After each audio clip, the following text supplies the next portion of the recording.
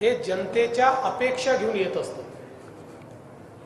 आव्हानही असतात, अपेक्षाही असतात आणि काम करत असताना काही अडचणी असतात, कधी काही मर्यादा असतात। पण या अडचणी आणि मर्यादांवर मात करून जनतेच्या मनातली कामं झाली पाहिजे, तशा प्रकारचा महाराष्ट्र हा तयार झाला पाहिजे, हा प्रयत्न आपल्याला या ठिकाणी करायचा आहे। खरं म्हणजे पहिल्यांदा जेव्हा 2014 साली मी मुख्यमंत्री झालो होतो त्यावेळेस अनेक लोकांच्या मनात अनेक शंका होत्या। काही लोकांना वाटायचं की हा मंत्री पण राहिलेला नाही, मुख्यमंत्री म्हणून कसा काम करेल। काही लोकांना वाटायचं की अतिशय नवखं अशा प्रकारचं काम यांच्याकडे आलेलं आहे, त्यामुळे महाराष्ट्रात परफॉर्मन्स कसा असेल।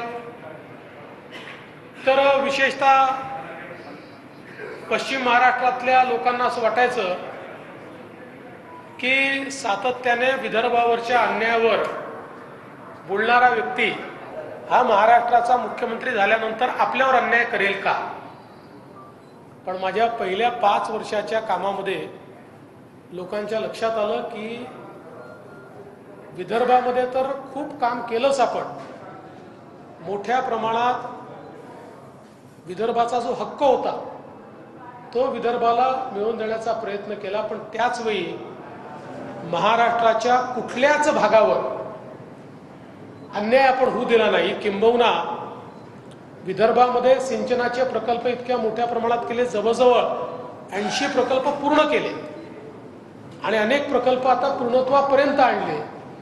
पण त्याच वेळी वर्षानुवर्ष रखडलेले पश्चिम महाराष्ट्रातले, उत्तर महाराष्ट्रातले, मराठवाड्यातले, कोकणातले प्रकल्प देखील तेवढ्याच गतीनं आपण पुढे आणले, ते पूर्ण केले।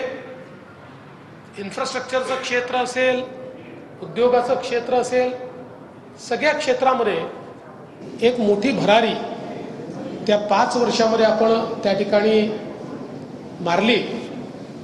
आणि पुन्हा गेल्या 2.5 वर्षामध्ये राज्याचा उपमुख्यमंत्री म्हणून जी काही संधी मिळाली त्यातही विशेषतः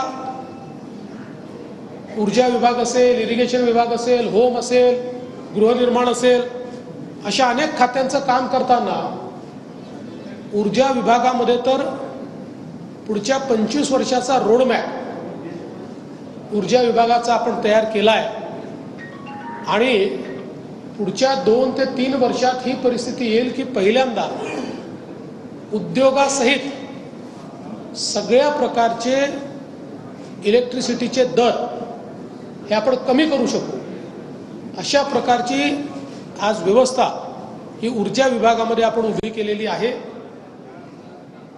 इरिगेशनमध्ये देखील आपल्याला कल्पना आहे की 6 नदीजोड प्रकल्पाची कामं आपण हातामध्ये घेतलेली आहेत।